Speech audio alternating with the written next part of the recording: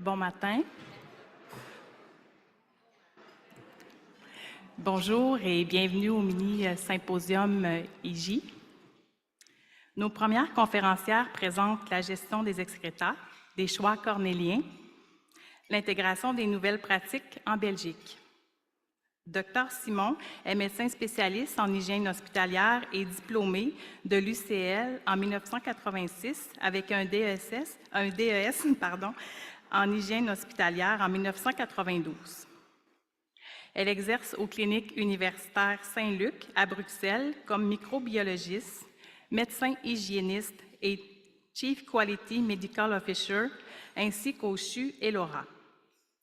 Ancienne présidente de la Belgian Infection Control Society, elle est active dans plusieurs sociétés savantes internationales. Elle a coordonné les campagnes belges de promotion de l'hygiène des mains et dirige la revue Noso Info. Autrice de nombreuses publications scientifiques et de vulgarisation, elle enseigne la microbiologie, l'hygiène hospitalière et la gestion de la qualité. Son engagement pour la prévention des infections en milieu de soins a largement contribué à l'amélioration des pratiques en Belgique et à l'étranger. Madame Houdard a débuté sa carrière en 2000 aux soins intensifs avant d'intégrer l'équipe PCI en 2009, puis l'équipe de direction du département des soins en 2010. Elle est passionnée par la PCI et les projets qui mettent en place des actions de prévention chez les patients, comme au bloc opératoire. Accueillons Madame Houdard et Dr Simon.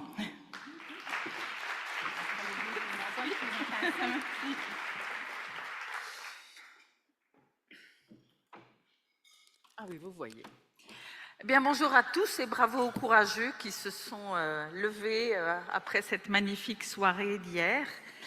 On a un rôle pas très marrant de vous parler de pipi-caca pendant le petit déjeuner, donc on est vraiment déjà désolé pour ça, mais vous n'y échapperez pas. On vient toutes les deux de Belgique. Donc, on a fait toutes les deux 5543 km pour venir vous raconter une histoire belge. Donc, ça fait 11 086 à nous deux. Notre indice carbone n'est pas très bon, on le sait.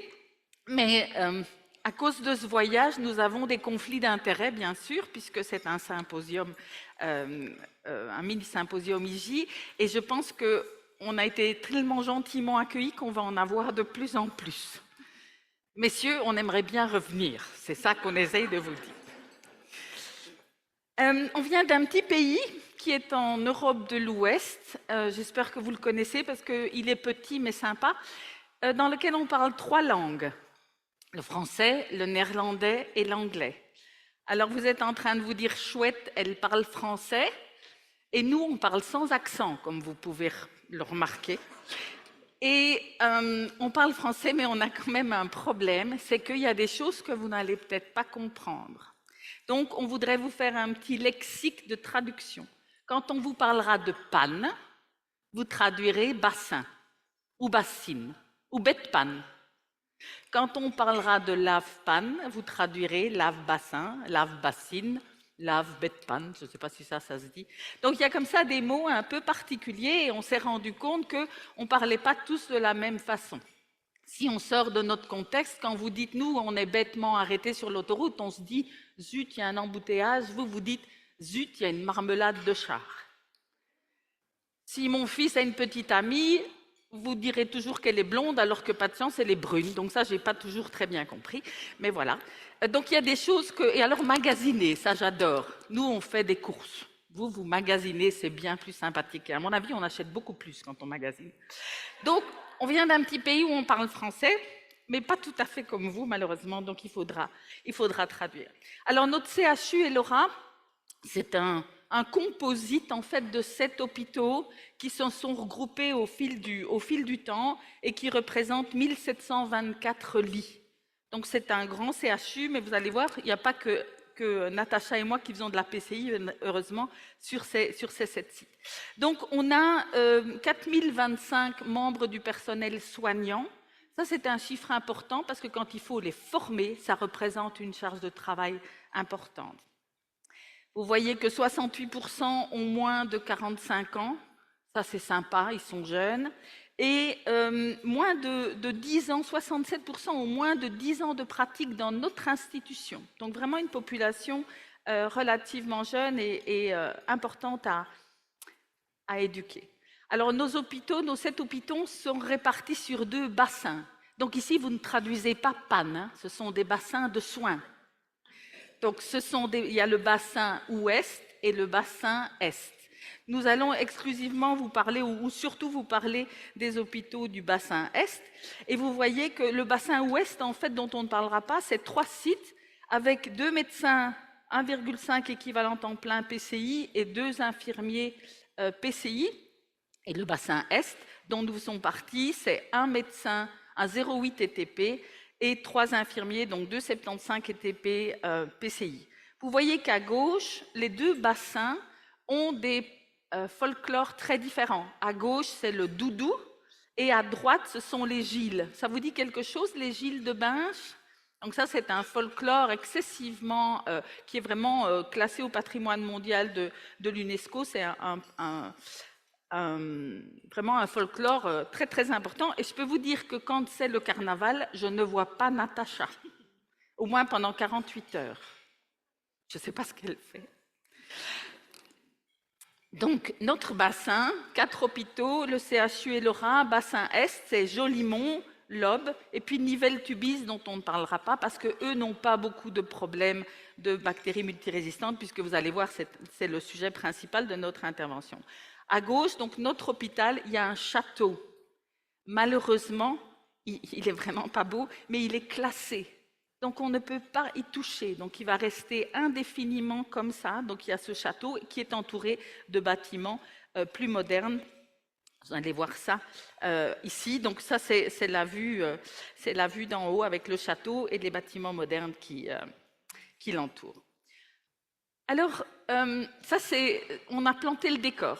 Alors maintenant, on va rentrer dans le vif du sujet. Alors là aussi, on ne parle pas tout à fait comme vous. Les entérocoques résistants à l'avancomycine, chez nous, c'est VRE. Les entérobactéries productrices de carbapénémase, c'est CPE. On est un peu anglo-saxon de temps en temps quand ça nous arrange.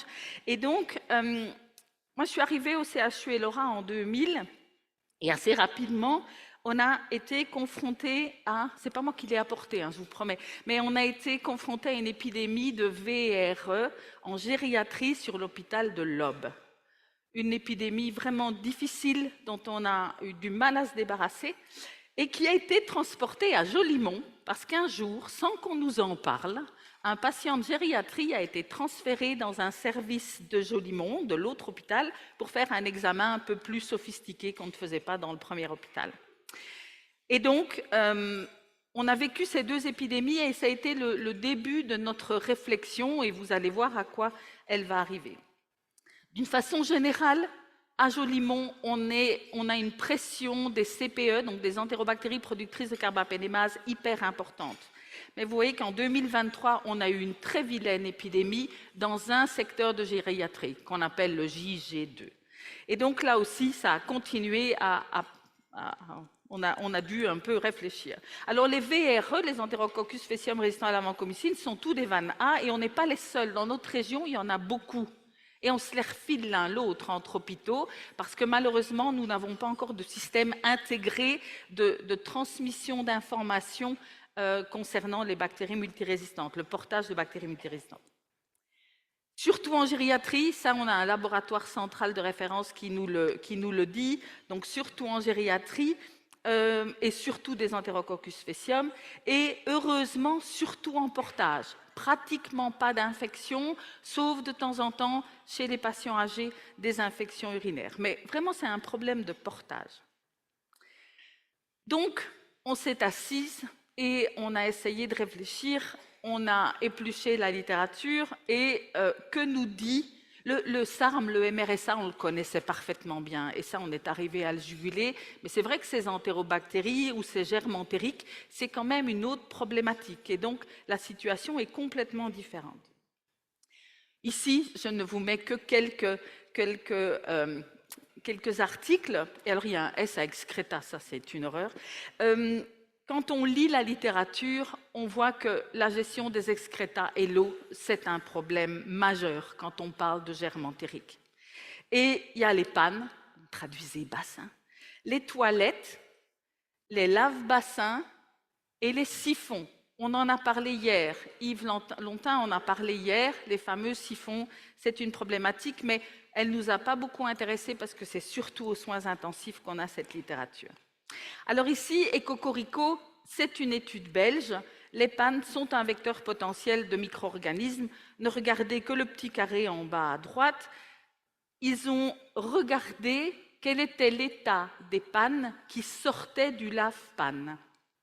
Et ils ont vu que 29 sur 29 pannes métalliques étaient sales à l'intérieur et que 29 sur 29 pannes métalliques étaient sales à l'extérieur. Les pannes en plastique, c'était 28 sur 32 à l'intérieur et 18 sur 32 à l'extérieur. Donc ça, c'était déjà une constatation importante. Et ça, c'est en backstage, c'est Isabelle Rourouls qui disait qu'elle ne comprenait pas comment on pouvait réutiliser des pannes chez un patient sale sans la remettre dans le lave-bassin ou sans la retraiter. Ils ont aussi fait des contrôles microbiologiques avec des boîtes Rodac. Vous voyez ce que c'est? Ce sont des petites boîtes de pétri, de contact qu'on pose sur une surface et qui permettent de récolter tous les micro-organismes. Et de nouveau, ne regardez que le petit encart vert. Les pannes désinfectées au lave-panne, c'est une thermodésinfection. Les pannes désinfectées au lave-panne, 98,4% étaient encore contaminées. Et sur ces 98,4%... Ah non, vous dites 98, vous. Pardon, j'ai oublié de vous demander de traduire. Donc 98,4% étaient encore contaminés. Et vous voyez que sur ces 98%, donc sur ces 60 pannes encore contaminées, 16,4 l'étaient avec des germes pathogènes comme Klebsiella pneumoniae, Staphylococcus aureus, Enterococcus faecalis faecium et Enterobacter cloacae. Donc les lave-pannes sont une source potentielle, les pannes et les lave-pannes sont une source potentielle de micro-organismes. Les lave-pannes aussi, vous voyez que quand on voit la qualité du retraitement, on vous a mis un lien, mais on ne vous passera pas la vidéo. On a contaminé des pannes, c'est le CHU de Rouen qui a fait ça, ils ont contaminé des pannes avec de la fluorescéine et vous voyez avant, après le passage au lave-panne. Et à la douchette, on va en reparler, c'est potentiellement toujours contaminé. Et il y a des mauvaises utilisations des pannes, malheureusement. Vous voyez qu'ici, on vide en fait une panne dans la toilette. Et en Belgique, c'est maintenant interdit, mais les vieux hôpitaux en ont encore et on a vraiment beaucoup de mal à supprimer ça. Il y a des douchettes. Est-ce que vous avez ça encore, des douchettes? Il faut faire supprimer ça à tout prix. Hein. Donc les douchettes, vous voyez que quand on nettoie la panne grossièrement avec une douchette, vous voyez le tour de la toilette est plein de fluorescéine, donc est potentiellement plein de micro-organismes. Donc il y a des mésusages, il y a des mauvaises utilisations des systèmes de gestion, et vous voyez aussi que l'équipement de protection individuelle est contaminé. Enfin, contaminé, c'est une visualisation de la contamination, mais c'est quelque chose qu'il faut absolument préconiser. Alors, Pascal, est-ce que vous voulez bien enclencher la vidéo? Ici, on est désolé, c'est en anglais. Mais on ne l'a pas trouvé en français. Donc, c'est une petite vidéo qui vous montre que non seulement les pannes et les lave-pannes sont des sources potentielles, mais aussi les toilettes. A sweet, innocent toothbrush, unaware of the monstrosities that might be inflicted on it at any moment. Sorry. Getting a bit carried away there. So that's the easy part. But how on earth are we going to prove the science? With ultraviolet light, that's how. We put ultraviolet dye down the toilet, allowing us to monitor any toilet water movement, and turned our bathroom into a disco toilet.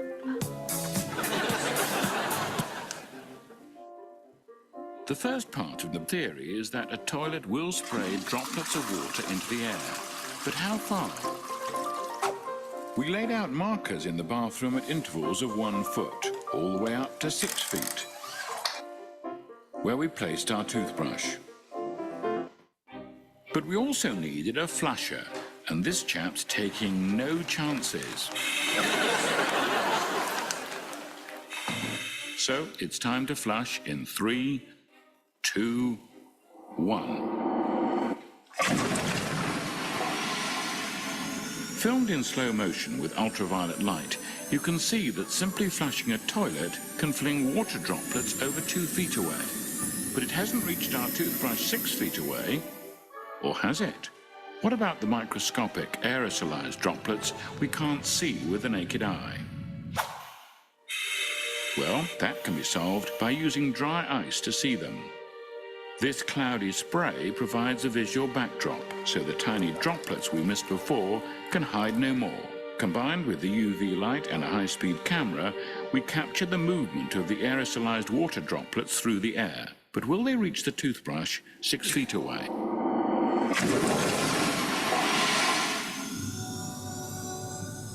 It took no time at all to notice droplets above the toilet, and as our man in the suit moved the dry ice further away, slowly but surely we observed them spreading through the room.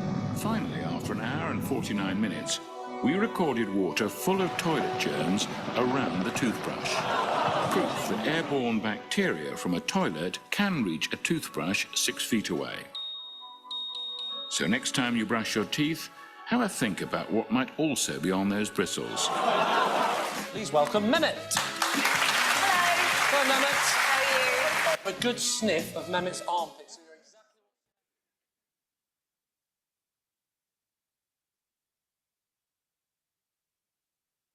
Donc je pense que c'est suffisamment convaincant. Hein. Donc même si elle est en anglais, en Belgique, on utilise vraiment cette vidéo pour convaincre tout le monde que les toilettes, c'est un véritable problème.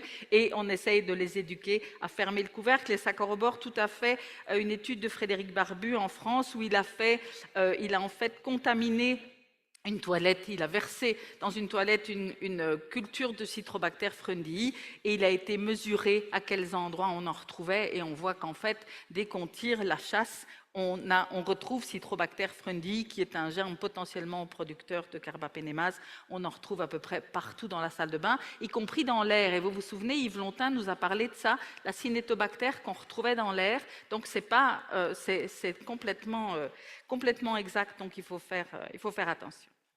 Et donc maintenant, je passe la parole à Natacha parce que le boulot de recherche était fait et puis maintenant, c'est Natacha qui va travailler.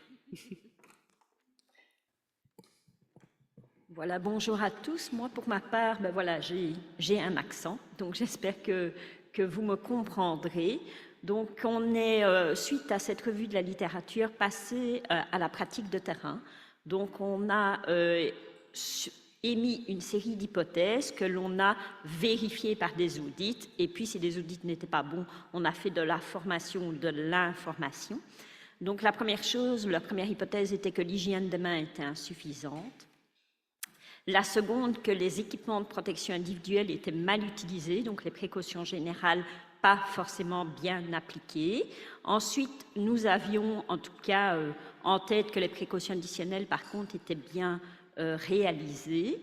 Et puis, nous avons le problème de gestion des excréta, où une panne qui a été lavée ne va pas retourner au même patient, où il y a des comportements qui sont inadéquats, où le personnel va vider les pannes, les bassins pour laver les patients dans les sanitaires sans forcément porter un tablier. Et puis, vous verrez qu'on a fait un audit, on a essayé d'objectiver est-ce que nos lave-pannes sont efficaces ou pas.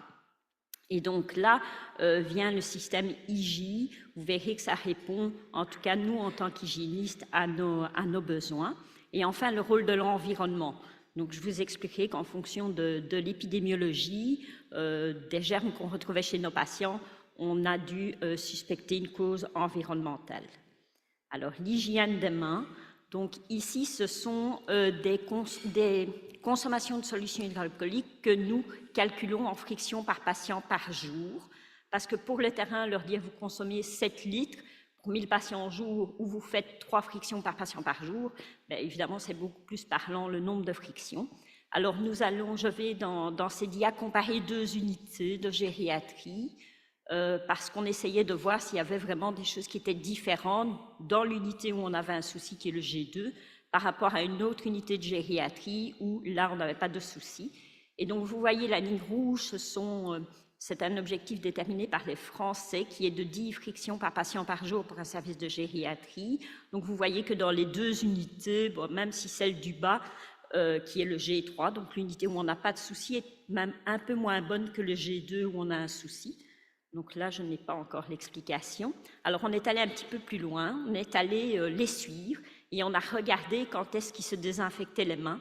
Et donc, vous voyez qu'on a 162 observations avant action et 160 après observation, et qu'on passe d'environ 40% à 60% d'hygiène de main. On continue évidemment à les auditer pour qu'on continue à s'améliorer. Quand on regarde avant contact patient, il y a une belle amélioration et qui est encore plus flagrante avant acte propre et invasif. Donc, le fait de voir des hygiénistes, en tout cas, a aidé. Et c'était notre constat à la fin de ce plan d'action, c'est qu'on est beaucoup plus présent dans les services de gériatrie. Ensuite, les précautions générales. Donc, notre collègue Julie Masse a, dans le cadre de son certificat en prévention et contrôle des infections, distribué un questionnaire dans lequel on demandait aux personnes si ils fermaient la battante des toilettes avant de tirer la chasse.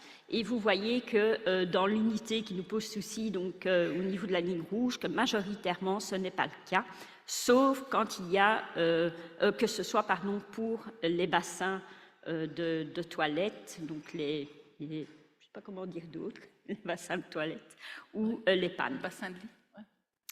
Alors, quand on demande au personnel s'il porte un tablier, donc là, vous voyez que ce soit au niveau de vider un bassin de toilette ou une panne, il n'en porte que dans le cadre des précautions additionnelles. Donc, s'il n'y a pas de précautions additionnelles, il n'y a pas de port de tablier.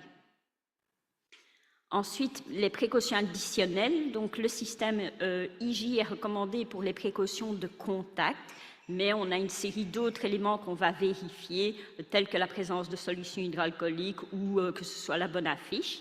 Et donc là, comme on le pensait, les précautions additionnelles sont généralement bien appliquées. Vous voyez que le système IJ est tout le temps disponible pour les patients. Ce qui est un peu moins appliqué, c'est la solution hydroalcoolique vraiment point of care, donc au point de soin, et qu'elle soit datée. On est quand même à plus de 80%. Ensuite, les pannes. Donc, j'espère que vous avez fini de déjeuner. Donc, on est allé photographier les pannes en sortie de lave-bassine. Et vous voyez que malheureusement, les études se confirment et qu'elles ne sont pas visuellement propres. Alors, on s'est dit, c'est quand même pas normal. Elles vont dans le lave-panne, elles devraient sortir propres. Et là, vous allez, comme nous, tomber de votre chaise. Donc, voici l'état de certains de nos lave-bassines. Donc, sur 25 lave-pannes qu'on a auditées, 14 ont plus de 12 ans et n'ont pas de contrat d'entretien. Donc, on voit qu'ils sont pleins de calcaire, pleins de dépôts. Donc, pas étonnant que les pannes sortent sales de ces lave-pannes. Alors, le système IJ était pour nous, hygiénistes, une solution vraiment toute trouvée, parce qu'elle permettait de corriger les mésusages. Donc, il n'y a plus de vidange des pannes dans les sanitaires. Ils ne doivent plus aller dans le couloir avec les pannes, donc il y a un gain de temps au niveau du personnel soignant. Au niveau du confort du patient, c'est un plus parce que quand on a la famille qui attend dans le couloir, voir le soignant sortir avec vos humeurs, ce n'est pas toujours agréable. Donc, c'était pour nous, hygiénistes, un vrai plus. C'est un système qui est écologique dans sa conception. Vous verrez un petit peu plus loin ce que nous, on essaye de mettre en place en Belgique pour encore améliorer ça. Et on a la chance d'avoir un distributeur et une collaboratrice, Madame Crispinet, qui est vraiment quelqu'un qui nous aide dans la formation et l'information des gens de terrain. Donc ça, c'est un vrai plus pour nous en termes d'information et de formation. Alors, ça, c'est notre point de vue à nous, hygiénistes. Donc, on a demandé à nos collaborateurs de terrain, de soins intensifs, de gériatrie, de nous dire ce qu'eux pensent du système IJ. Donc, This jurisdiction. The amendment itself doesn't elaborate on this. Non. But before Congress passes the 14th ça marche pas. conversations. On For n'entend example, pas. one senator asks the rest of the Senate, won't this give citizenship to the children of Chinese people? Another No. senator says, C'est en français.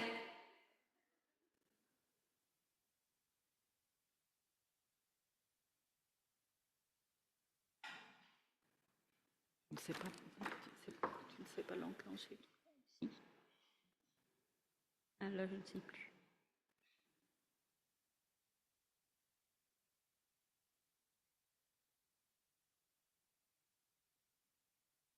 Il ne démarre pas. Pourtant, on a testé hier.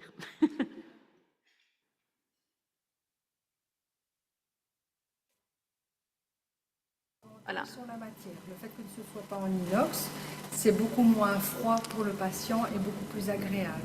Le positif de la panne IJ sont le fait que, premièrement, au niveau hygiène, le fait que la personne puisse uriner ou faire déféquer dans un sachet plastique que l'on referme. Hygiénique, donc on rentre en chambre avec le système, avec la panne, on monte le sac auprès du patient, on peut lui expliquer. Je trouve que c'est beaucoup plus simple pour nous de retirer la panne directement en chambre, de fermer le sac et puis de jeter.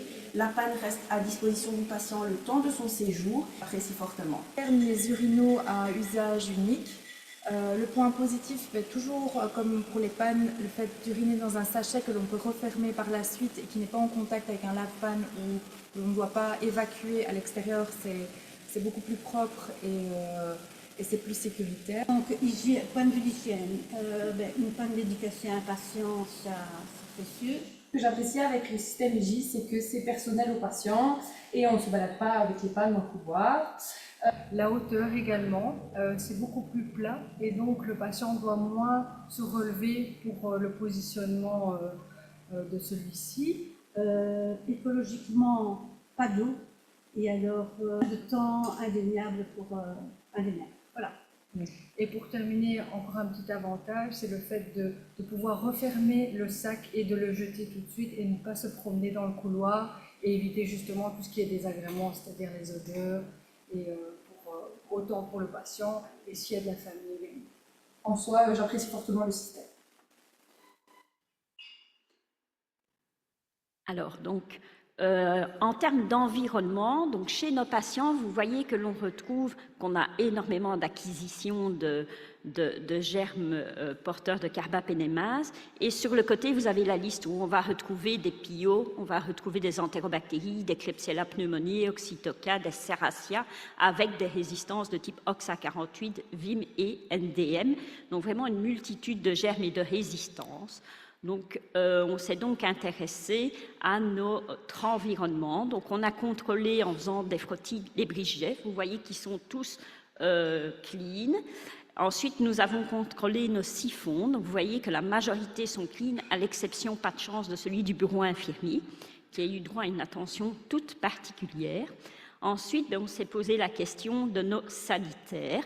Donc, vous voyez sur la photo en haut qu'ils sont visuellement sales, qu'il y a des souillures sous la rive avec une présence de biofilm et de calcaire.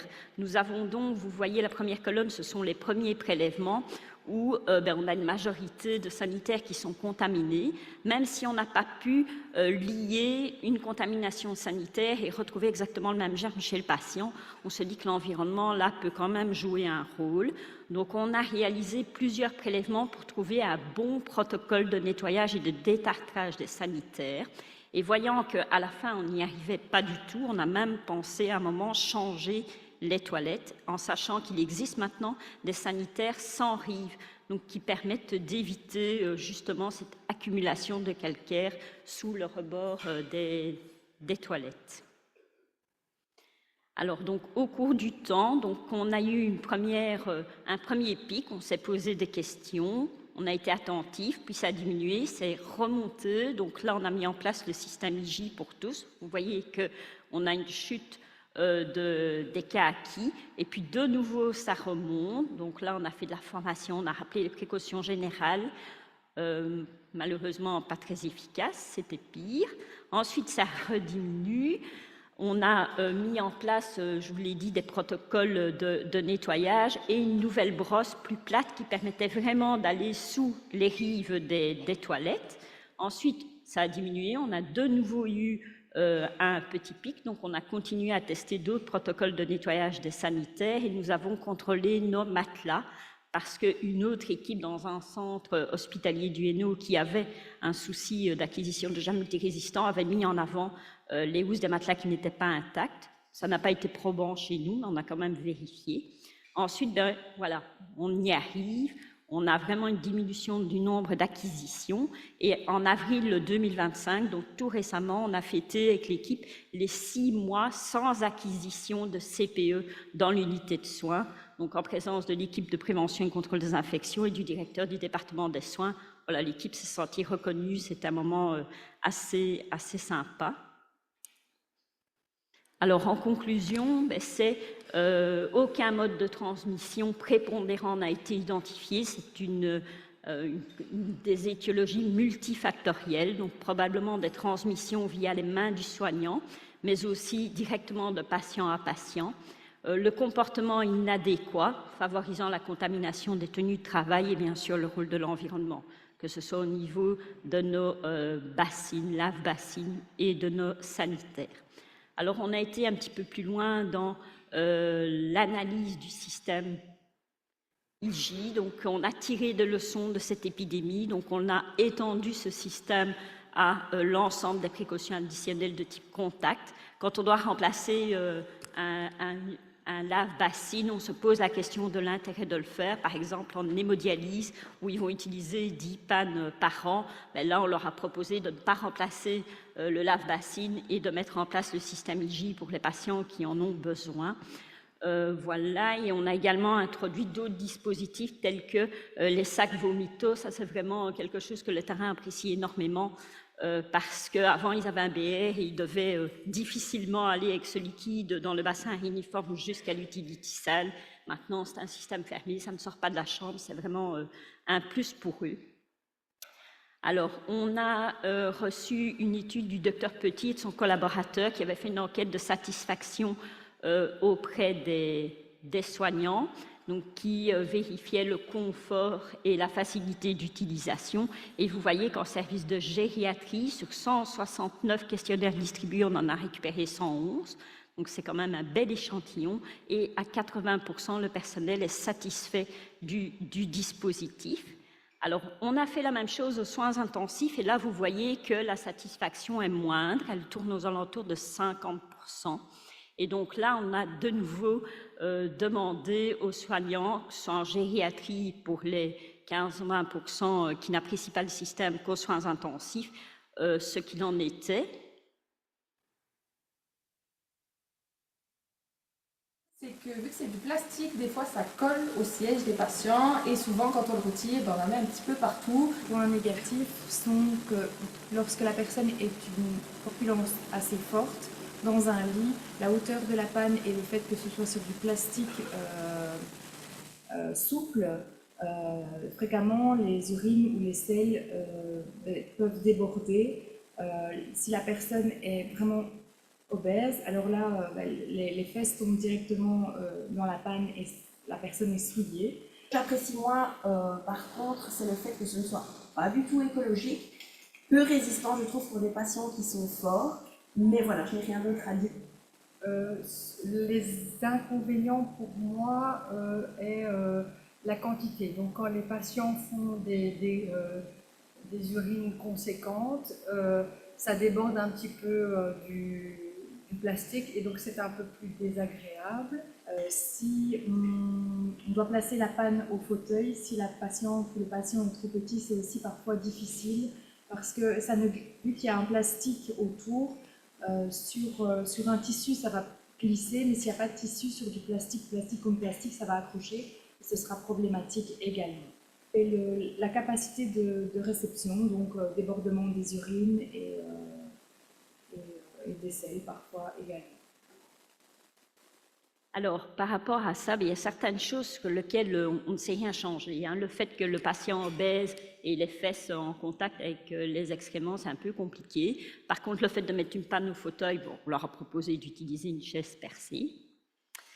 Pour ce qui est de la hauteur et du risque de débordement, on s'est rendu compte que c'était une mauvaise utilisation du dispositif. Donc, en mettant en place des formations et de l'information, grâce, je vous l'ai dit, à Mme Crespinet, mais on a pu répondre à ce point négatif.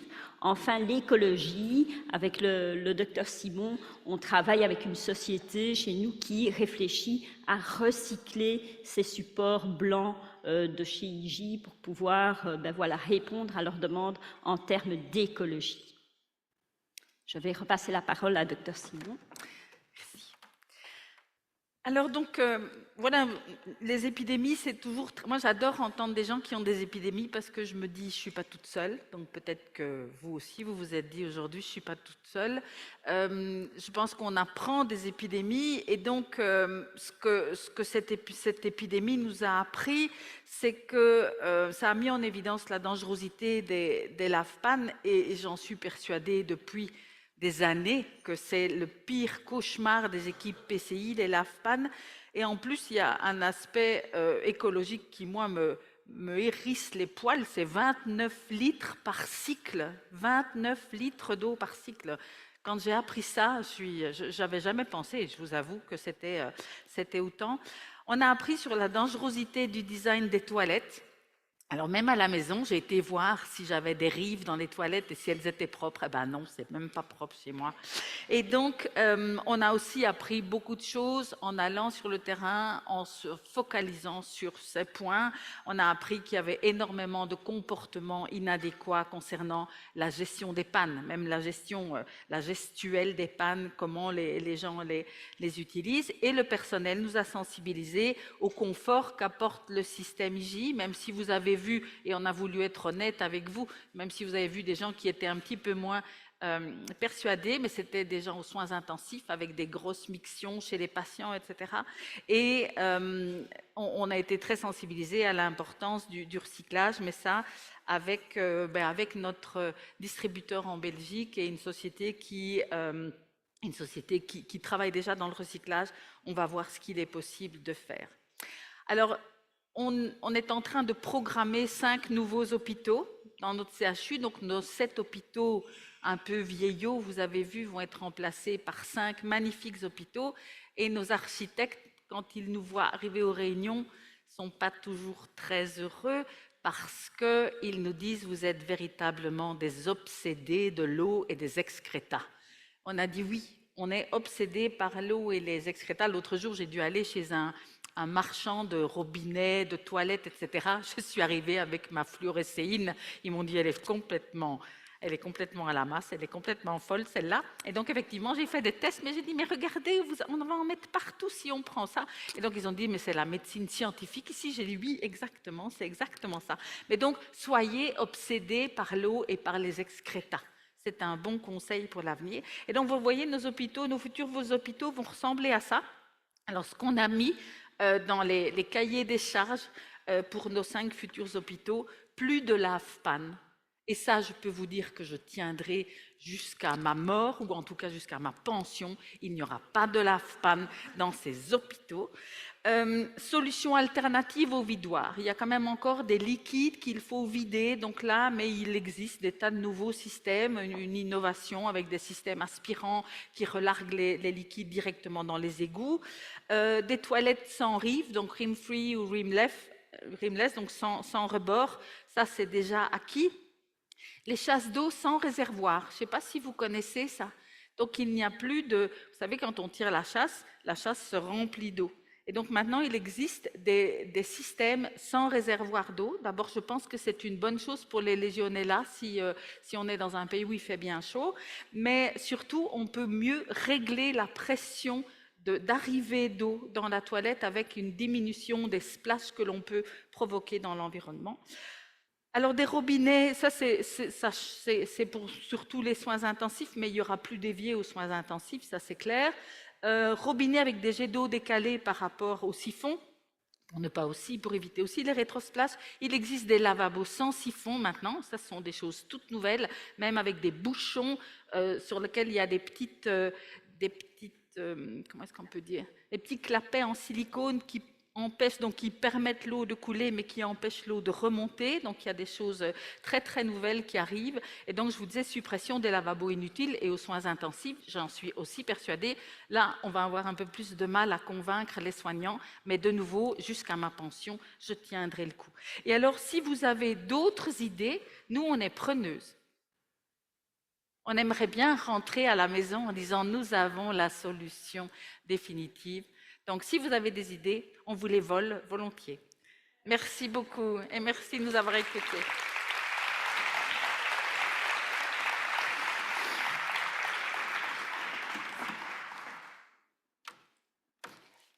On aurait quelques instants pour prendre des questions, si jamais il y en avait. Sinon, on va reprendre à 8h30. Fait que vous avez quelques minutes. J'allais peut-être juste ajouter que seulement les infirmières ou les gens du réseau de la santé qui sont capables de parler de gestion des excréteurs ou d'entendre parler de gestion d'excréteurs en déjeunant. Alors, oui, bravo. Là, vous êtes vraiment fort. Merci. Merci à vous.